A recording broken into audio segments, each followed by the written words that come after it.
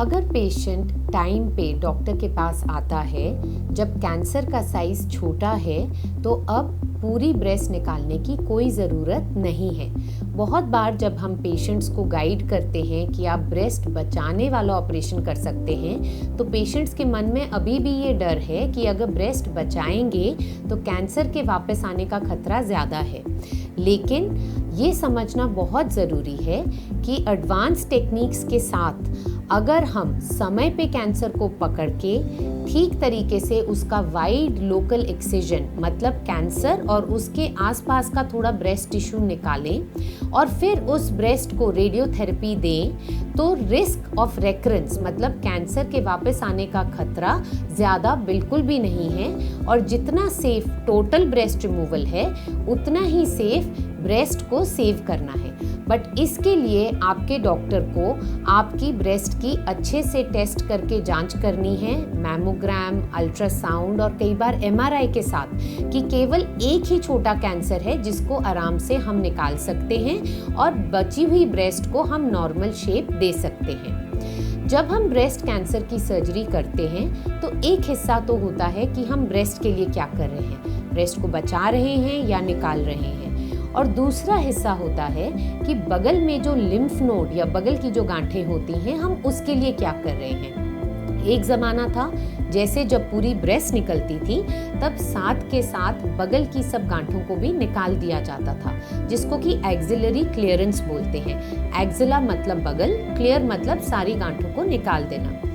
इसके बहुत side effect हो सकते हैं। आगे जाके जो बाजू हैं उसमें सूजन आ सकती है, उसमें इन्फेक्शन का रिस्क बढ़ सकता है और उस साइड के कंधे में दर्द और पेन हो सकती है।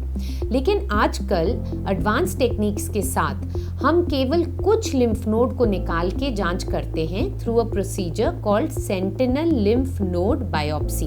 मतलब अगर आपके डॉक्टर ने जब शुरुआत में आपकी जांच की है मैमोग्राम और अल्ट्रासाउंड के साथ और अगर उन्हें लगता है कि आपके बगल तक कैंसर नहीं फैला है तो उस केस में ऑपरेशन के टाइम पे हम कुछ स्पेशल डाइज और कुछ स्पेशल मशीन्स को यूज़ करके केवल कुछ छोटे लिम्फ नोड्स को निकाल के जांच करते हैं और अगर उन तक हमें पता लगता है कि कैंसर नहीं पहुंचा है तो बाकी के बचे हुए लिम्फ नोड्स को निकालने की कोई आवश्यकता नहीं होती और आप अपनी बगल की गांठों को सेफली बचा सकती हैं और आगे के जो साइड इफ़ेक्ट आते हैं पूरी गांठों को निकालने के उनसे बच सकती हैं।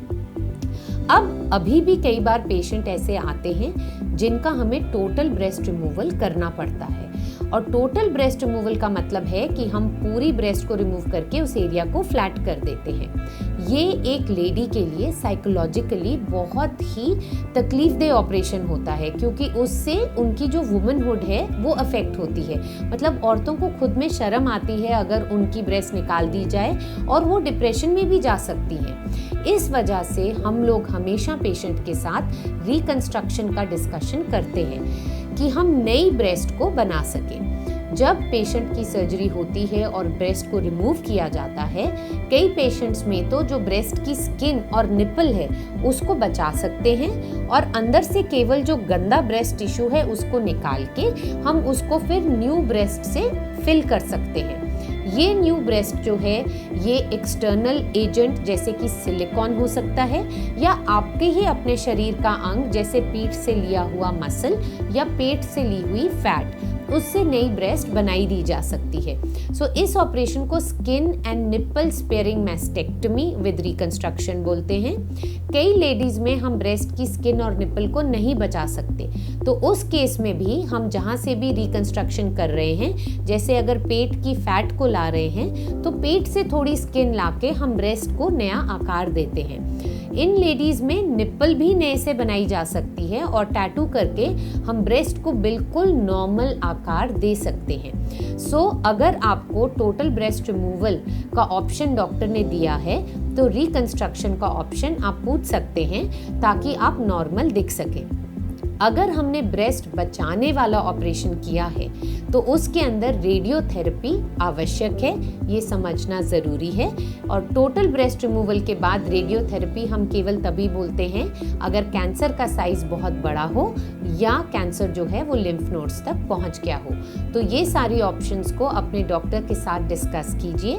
साथ ही साथ कुछ ऐसे प्रोसीजर्स आए हैं कि patient straight forward total removal के लिए भी नहीं होता और गांठ इतनी छोटी भी नहीं होती कि हम कॉन्फिडेंटली बोलें कि आप केवल गांठ को निकालिए।